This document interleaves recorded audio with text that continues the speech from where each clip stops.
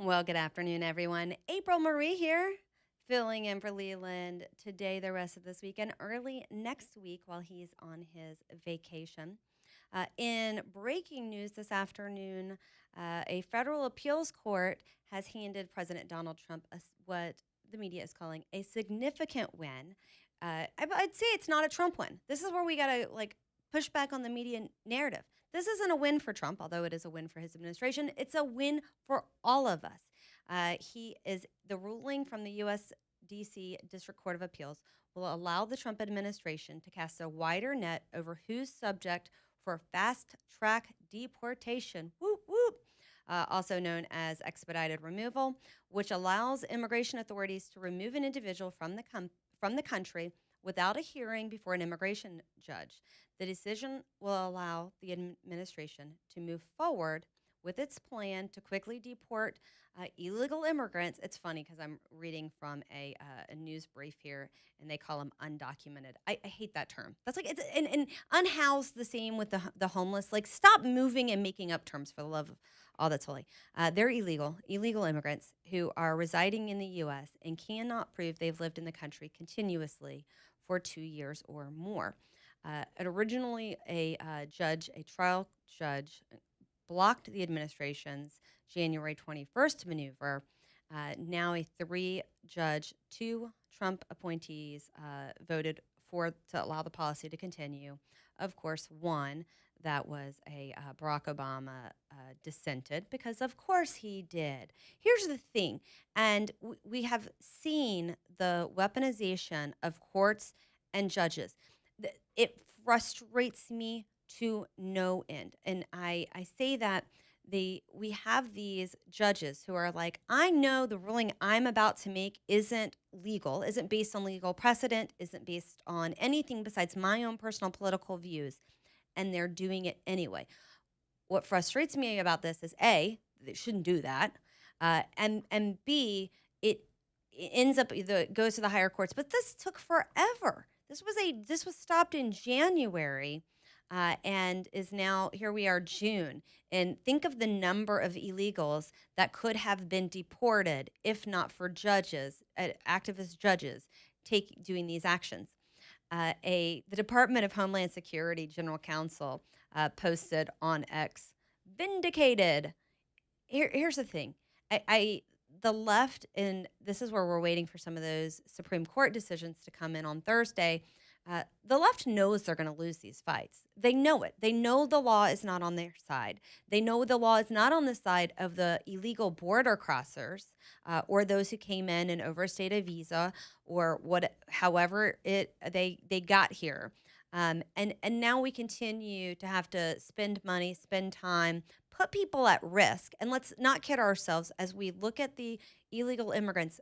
I'm so tired of oh, but what about the dreamers? Oh, don't you have a heart? Someone had a baby here and you're going to separate the family. I'm very Homanesque on this, okay? You don't have to separate the family. You don't have to separate the parents from the children. You don't have to separate, someone here legally from somebody here illegally. You can all go somewhere else together. You can. And it's not heartless and it's not mean. And ooh, go ahead and tell the leftists this. It's not racist. There isn't a person on the right who I know who is, I say this, who I know, who is not for legal immigration. Legal immigration. You do it the right way for the right reasons. Our entire immigration system is broken, has been broken forever. You've probably heard that said a million times. From who we give work visas out to, from who is able to take advantage of our visa process, to those who are taking advantage of, including employment visas and student visas. There's just a number of places we need to reform, and it's because that we have gotten so into, and I say this all the time, the ICE resources it takes to defend the current law, to try to undo the damage that Biden did, and to undo it with working against hostile courts. I just think of what a better, safer country we could be. We've seen where you can go self-deport. You can go, and I know that's hard, that's tough. But for those on the left wing side who go, oh, people are living in fear. Well, there's a solution to that, because that would be awful. Living in fear, knowing you're here illegally, especially those who are here illegally and have done something or doing something that's violent. They've got to, they've got to pass conviction for. Go ahead and go.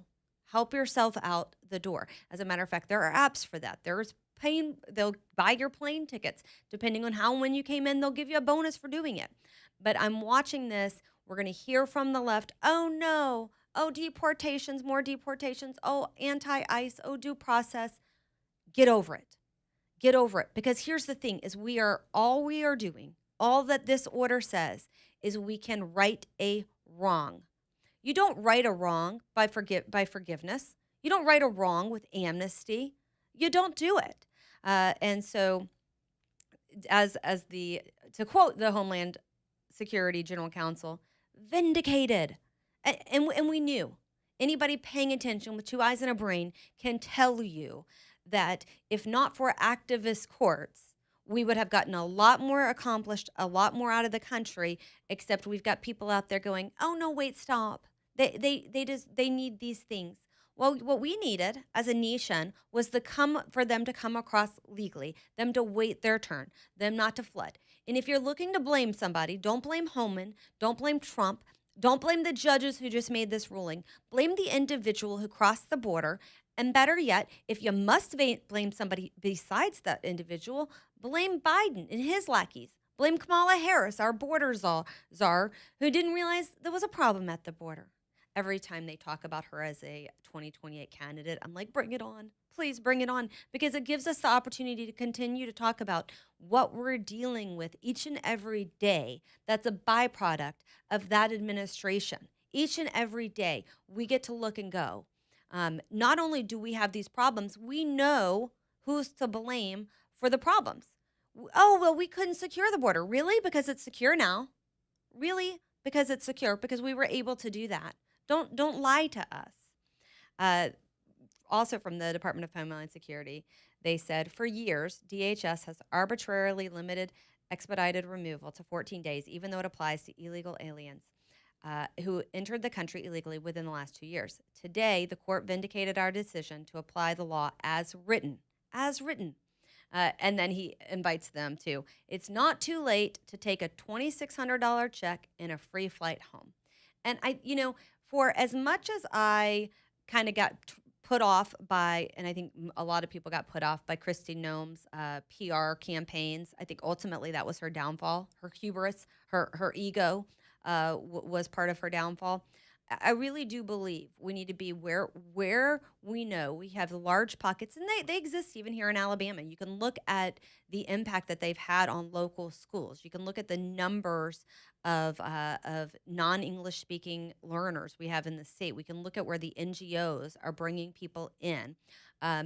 Go to them where they are and say, you can get a flight, you can get money, you can figure this out on your terms and go home. You don't have to live in fear that one day you're going to get pulled over and they're going to send you home.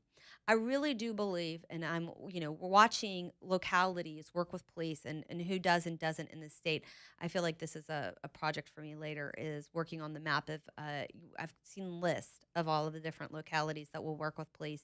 But we have huge pockets where they won't, including Birmingham, Irondale, other places. I believe what we need to do is when Tuberville comes in, he needs to look at ways to incentivize localities to all work with ICE. It is not too late to go ahead and get people to understand you're going to go one way or another. You might as well take the check and do it on your own terms. So breaking news today, that is a court this afternoon, the D.C. Court of Appeals saying ICE can, in fact, fast-track deportations. I think Trump finally finished talking. Been keeping an eye out. He was at the Mack truck plant talking about the economy. While we're on this commercial break, I'll go ahead and see if he broke any news while he was there. You guys stay tuned. The phone lines are open if you want to get in on a conversation about immigration. 545-9950. Back in just a minute.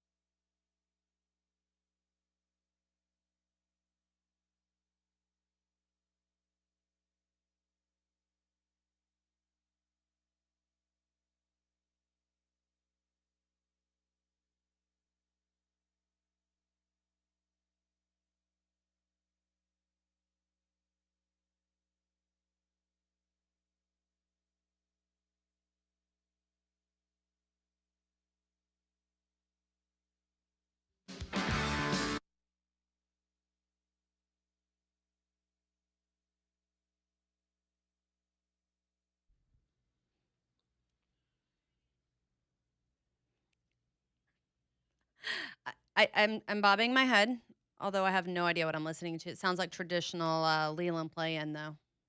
That's what we got going on over Well, here. this is when my Spotify decides to play a spot, Oh, love it and I don't have enough time to like try to to figure it out. stop it, reopen it, and then so All the that things. is just like my. If you hear that song, then realize that's your cue to know I don't have another song pulled up. So I That's just have to, funny. yeah. Okay, we're working out the AJ code. I'll figure it out just in time for Leland to get back Yeah, because you may from hear his that song another vacation. time later on in the show. Noted, noted.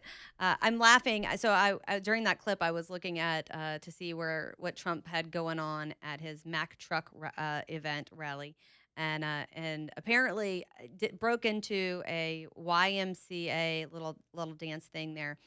Of all of the things about there's actually a very good clip. I'm going to repost it on my X in case anybody follows me over there. The Trump dance. I love how he's just completely like he's just embraced it, loves it. The little Trump dance. It amazes me. I'm not even going to attempt to do it for those of you watching on the YouTube. Not going to happen. Okay, I did have he was bragging about one data set that I think is interesting to hear. Here we got President Trump just a little while ago. Tremendous recruitment problems, and even it carried over to the police. You have great police here. The police and the fire departments. Nobody wanted to do anything with the name America, anything with the uniform. And today, we have the highest recruitment, the most successful recruitment. Every single slot is filled. And that includes they want to be policemen and they want to be firemen and women.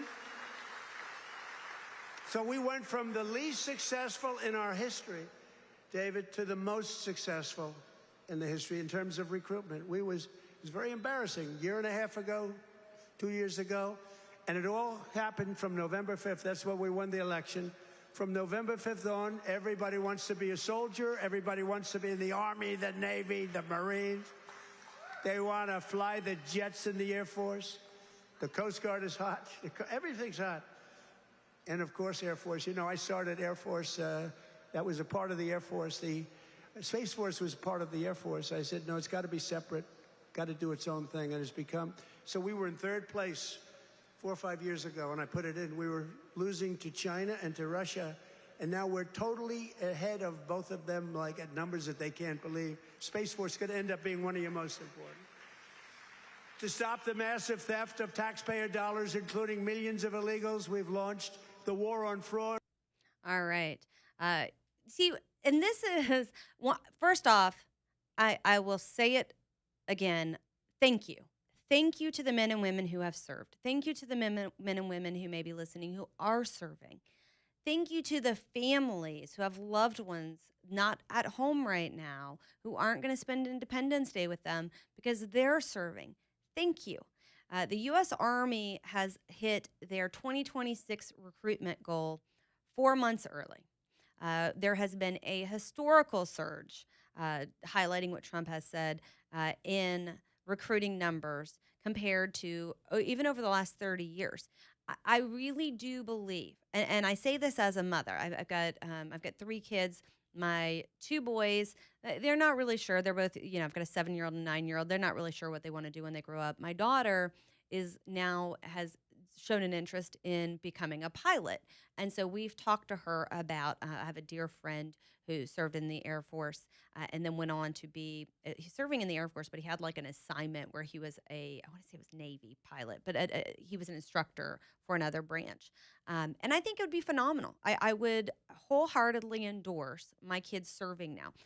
I was really worried, and I think we should all have been really worried when you've got Biden era people in there who are pushing a woke agenda, recruiting woke, bending the standards, and by bending I mean lowering the standards for recruitment, and then doing everything they can to undermine our military strength. Huge thank you to everybody who served through that. Huge thank you even to those who signed up for that. But I'm telling you during that. But I'm telling you right now, of all, and we've watched all of the different Trump appointees and grow into their positions. Hegseth had such a hard time. Pete Hegseth had the hardest time when he was appointed with all of the leftists. You would have thought, as a man who was any weaker, would have given up. But I think it's a testament to who he is that Pete Hegseth was like, go after me.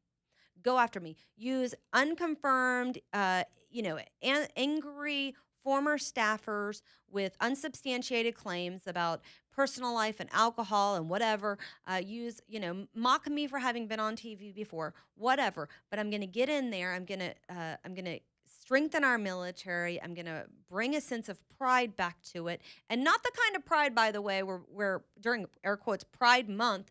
We're out here flying the LGBTQ flag or the transgender flag or highlighting men wearing women's military uniforms. No, we're going to cut all of that nonsense out. And what we're going to do is we're going to project strength. We're going to rebuild confidence.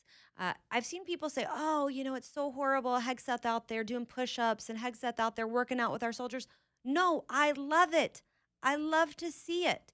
We've gotten to a place in this country where the left has pushed this toxic, toxic masculinity narrative so hard and for so long that it almost has shrunk the men who would ordinarily have stepped up into this role.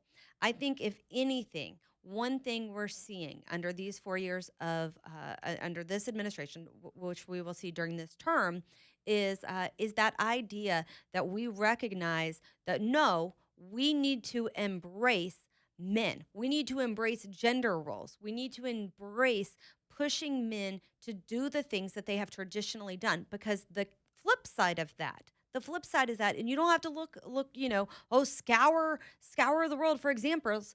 We had at HHS a man wearing a woman's uniform. Admiral Brian Christine, of course, is now in that position that we had Rachel Levin in. We had an administration that was glorifying and promoting, we've got transgender military. No, we don't need that nonsense. We don't need to be paying for men to get fake breast in our military. We don't need to be lowering the standards for these artificial, gender and LGBTQ and whatever. No, we're not going to do it. We're going to embrace what we know makes a strong military, and then we're going to emphasize that. Trump talked about not just our military growing, but law enforcement again. We went through a phase there after George Floyd, and it started a little before, but then went a little wild during George Floyd, where we had qualified law enforcement officers and first responders who were being vilified, who were dealing with these BLM out of control, treating them like the enemy mindset, that they were like, if I have the option to retire right now, I'm going to go ahead and do it. Men who could have served, women who could have served for additional years being like, nope, I'm going to check out. I don't have the support. And we saw that even right here in Birmingham. Now, of course, Woodfin got his head out of his derriere and started actively recruiting people to deal with our crime problem here. But for a while, defund the police was hot. For a while, the leftist narrative that has been proven false again and again and again, that cops are bad and racist and hyper-aggressive. No. We've gotten to a point where we are willing to say, as a society, as we should, that we've got their backs. Not the bad ones. In every here and there, we're going to have bad ones of just about everything. Bad teachers, bad cops, bad priests, bad pastors, bad, you name it. There will always be one or two. But what we're going to focus on the good ones, and we're going to hold them up, and we're going to honor the sacrifices that they make. We're going to promote the profession as good. We're going to show respect. We're going to teach respect. Every time we get onto this military or first responders and looking at the way that the left talks about them, and it's in a bad, negative way, I feel like it makes me want to reinforce again how grateful I am, how grateful we should all be for their service. So if you're a law enforcement officer listening to this, thank you. If you're military, thank you. I'm thrilled to hear Trump bragging on recruitment. I'm thrilled to hear Trump recognize and acknowledge that it's not just military, that it's our first responders at home, fire, police, medical, all of them. heck, our dispatchers. All right. Thank you from the bottom of my heart. Back in just a minute.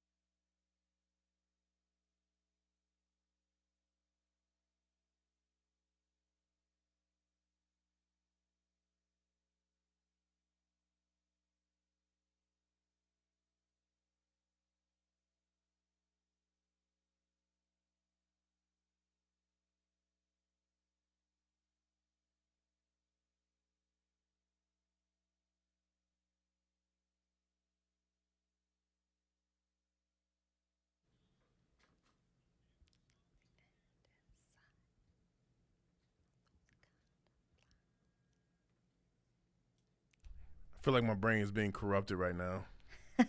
You know, I also like rock and roll. If you need to go, I mean, When you say rock and roll, like Journey and Eagles 90s, and oh, 80s, classic 70s, 80s. rock. Yeah, classic rock. We could do classic rock if that made you feel better. No. Okay, not making you feel better at all. Oh. Oh yeah, before you're done doing Leland. Oh yeah. It's gonna be a day where I'm gonna get a side eye because I'm gonna be like, what? You're gonna be like, what is this? But you're gonna be bobbing your head at first, and then it's gonna. I always do. Then it's gonna register to your brain like, wait a minute, I'm not supposed to like this type of music. So yeah, you've done that before. I have. You have. There have been times I filled in and I'm like, I have no idea what the bumper music is, but no, we're good. Okay, so I was talking about, we played the clip, President Trump celebrating record recruitment, not just in military, but in first responders and law enforcement as well. That's what happens when you, A, get all the woke out of there, B, show them respect and show them that we appreciate them, stop vilifying them, and I hope this continues. I really hope. Again, I go back to some things should just be nonpartisan. It's really simple, uncomplicated even. Our respect for our military, respect for our first responders. I was talking earlier about celebrating Independence Day, celebrating your right to go as an American citizen and protest our government, to call elected officials names, to stand on the side of the road. And I say side of the road, not in the middle of the road, because those yahoos should be arrested and or run over, depending on the circumstances. I'm going to get some pushback from that, I know. But Florida, they passed a law where if you're on an interstate and people are stopping your car and you feel threatened, you can just go. It bugs me beyond reason when people are like, oh, we're going to go all willy-nilly in the street and we're going to bang on your doors and your windows. We're going to frighten the kids in your car. You don't have a First Amendment right to do that. No. And I have the right to go through you guys.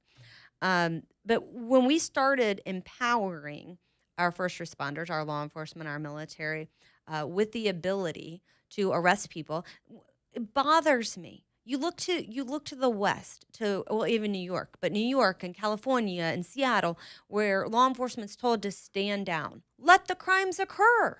We're not even going to prosecute it. Well, one batch of prosecutions came through for those who are, quote, just an idea, the Antifa terrorists, and that's what they are. They're domestic terrorists. I've been to events, I mentioned before, going to the Donald Trump Jr. event that Alga posted. There were a couple, and I say a couple, like literally two people in like full black bot. Oh, I'm tough looking, but it's so tough looking I have to cover my face. They were out there protesting with a bunch of like 80-year-olds and then a handful of green hair, nose ring, they, thems. Yeah, I'll make fun of it. It's ridiculous. But here in other states, they have done some crazy stuff that the left would love you, and the mainstream media would love to have you forget that they have done. But almost a year ago, the North Texas Antifa cell that carried out the 4th of July ambush on the ICE facility, well, they were sentenced. These folks who don't exist in the leftist media mind, those that the commentators will go, Antifa's not a real thing. Well, a judge said otherwise today. The sentences for those given today, 9 of them were immediately tracked down and arrested. 8 were found guilty in March of their crimes. And then today, some of them were sentenced. Let's see where they are here. We've got, excuse me, as I cough. We've got one who was sentenced to 70 years.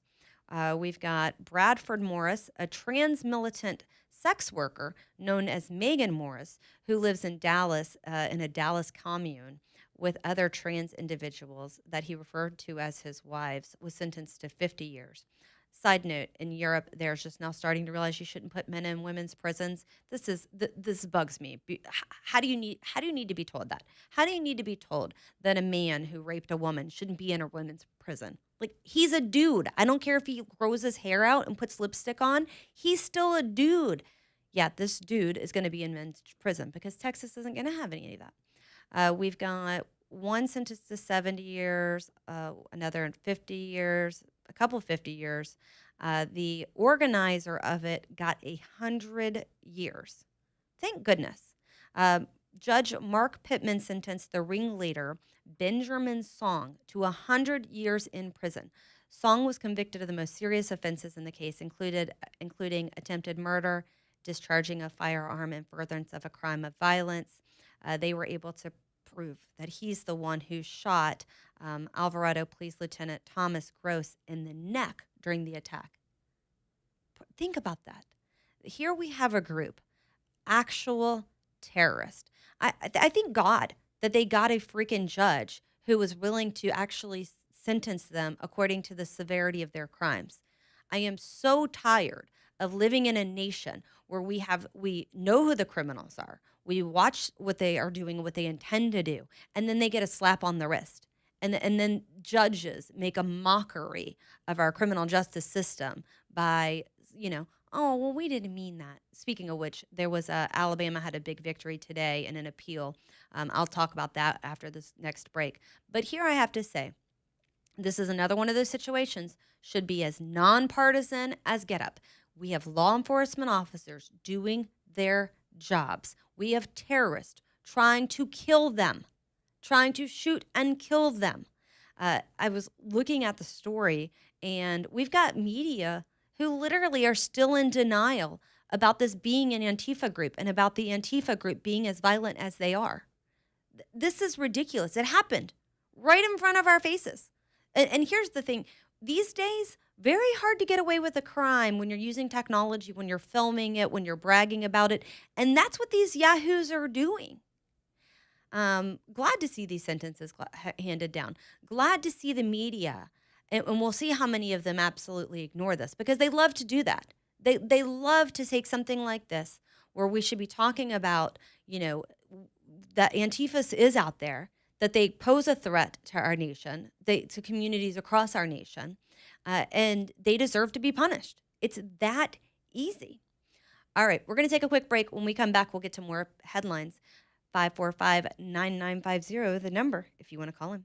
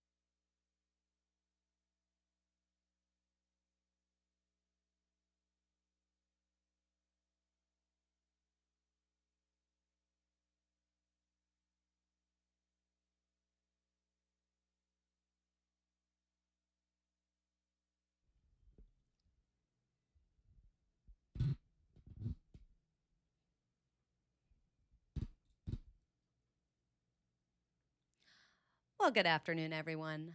April Marie here, filling in for Leland this week and the beginning of next week. I have reached out to, and I believe we're going to have Barry Moore call in later this week or early next week. We're also working on getting a couple of those candidates who won their primary runoffs and are headed to the general election in here. So we will have more from them later this week. The U.S. Department of Justice out with a press release on those Antifa members. Now, remember, kids, Antifa doesn't exist. It's just an idea. No, that's ridiculous. And anytime you see one of these, especially again in the West, you see any one of these protests, oh, we're going to occupy a city, oh, we're gonna go protest ICE. There's usually Antifa there, and they don't make it hard to identify them either. U.S. Department of Justice celebrating the prison sentences. It's the ringleader, as I said, sentenced to 100 years in prison, while 7 additional defendants got a combined 450 years in prison. This is the first sentencing for those who are working together for that attack in Texas. And since the first defendants convicted for being with Antifa since the POTUS, since Trump in an executive order designated the group as domestic terrorist. I don't know why we had to it took anybody. Biden should have done this. They've been around a while. They've been menacing communities for a while. Just like any other gang out there, just like anybody else that wants to undermine and attack the government, whether it's attacking ICE, which very frequently it is, or even local law enforcement, state law enforcement in these states where they take over entire neighborhoods or blocks around federal agencies, they should be designated a terrorist organization, and they should be tried and convicted for each and every crime that they do. I can't tell you how much it just makes my blood boil for these Antifa terrorists or for Hamas-supporting terrorists or for anti-Semitic people or even racist. It doesn't matter where it is, across the board. If you're out there, you're doing property destruction, vandalism, you're out there harassing officers, assaulting officers, each and every one of these people should have the book thrown at them. And I'm not saying we need to go as far as January 6th did, but that's a pretty good standard in terms of, okay, look at what those yahoos did to people who literally trespassed onto Capitol property. Look what they did. They hunted them down. They put them on billboards. They took officers who should have been on terrorism watch, who should have been on searching down violent criminals and searched for them. And we have had leaders for years, especially in leftist towns, who have turned a blind eye to Antifa, who have denied their existence. The acting attorney general, Todd Blanche, said, "The sentences handed down today make clear that Antifa terrorists who attack law enforcement and federal facilities will face swift and uncompromising justice. Their violent extremism has no place in our country, and the Department of Justice will continue to aggressively investigate, disrupt, and prosecute those who threaten law enforcement officers or undermine the rule of law." We need to be doing it. More of it, please. Yes, please. Yes, please. Here's the thing, is a lot of these lefty idiots, they'll record themselves or they'll be with other people who record them. We saw that when BLM was over here marching in Homewood, recording themselves. If you are organized chaos, organized committing crimes, let's not forget, we had an individual, if not 2 individuals, charged with terrorism for lighting a shopping cart on fire right here in the Homewood Walmart. Like, this is ridiculous. And we have to stop that. We have to stomp out any inclination that people have that, given the next George Floyd situation, which, by the way, they wanted to make the one here in Homewood that. They wanted any officer involved shooting. They're looking for an opportunity. Leftists are looking for an opportunity to burn down cities around them. And this is the way you stop it. You say we will have zero tolerance for it. On the flip side, One thing that I'm pretty ticked about, and we should all be ticked about, is the woman who planned to kill Justice Kavanaugh. Purchased a firearm, researched Kavanaugh's home, showed up, practiced, got lock picking tools, black face paint, laser sights, all with the intention of killing Supreme Court Justice Brett Kavanaugh. Judge sentenced to 8 years. The Department of Justice is saying, no. We're going to appeal this. This criminal. We have to stop this. Yesterday, I was reading the statistics of federal judges who get threats. We have got to get people who would commit these crimes, who would assassinate those they don't agree with. We need to get them A, off the streets, and B, we need to make sure that there are consequences so they don't have the ability to go out there until next time. One thing we're seeing a lot of, especially when it comes to illegal aliens, especially when it comes to Antifa, especially when it comes to a lot of these leftists, are just slaps on the wrist. And we can't have it. I am thrilled by these 50-year, 100-year sentences. More of that, please. Enough of the slaps on the wrist. Enough of this turnkey, oh no, bail is mean. Yeah, it's intended to keep people who are violent off our streets. Nice isn't what we need to do. I was doing that story last week. I talked about the man who ended up repeatedly in prison. We've got to talk about A, the way our criminal justice system is supposed to work. B, when we need people who are having a mental health crisis, when they won't stay on their medicine, when they pose a threat to society, we have got to get our institutions back. Because how many of these headlines have we seen that are people who otherwise would be in an institution? Well, judges don't want to put them in jail. Jail's not the right place. I agree. Someone with untreated, severe, and persistent mental illness who is out there committing crimes, or with a substance abuse issue, a drug abuse or alcohol abuse, substance abuse issue, if they are a threat to society, and that, by the way, is a small minority of them, but we know who they are. Your local police department knows who they are. At any given day, you can talk to a law enforcement officer who is got a specific beat, and they can tell you if there's a homeless person who lives there who suffers from severe and persistent mental illness and they're not getting that treatment.